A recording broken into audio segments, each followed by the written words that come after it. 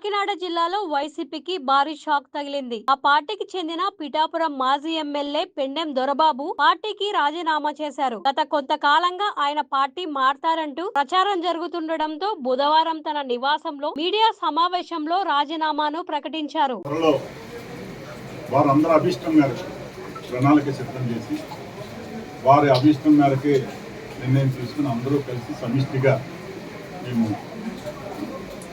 ఆ పార్టీలో జాయిన్ అవుతున్నాం.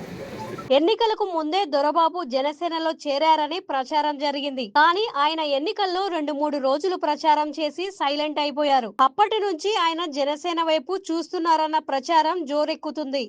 ఈ నేపథ్యంలోనే బుధవారం పిఠాపురంలోని తన నివాసంలో మీడియా సమావేశం ఏర్పాటు చేశారు. పార్టీకి రాజీనామా చేస్తున్నట్టు ప్రకటించారు. వెన్నుపోటు రాజకీయాలు భరించలేకే రాజీనామా చేస్తున్నట్లు స్పష్టం చేశారు మాజీ ఎమ్మెల్యే పెండెం దొరబాబు. వెన్నుపోటు రాజకీయాలు కానీ ఇటువంటి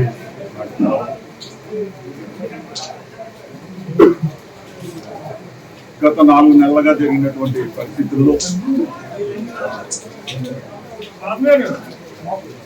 మీ అందరికీ తెలుసు.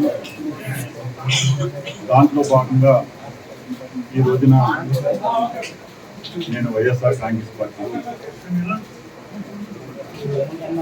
రాజీనామా చేస్తున్నాను.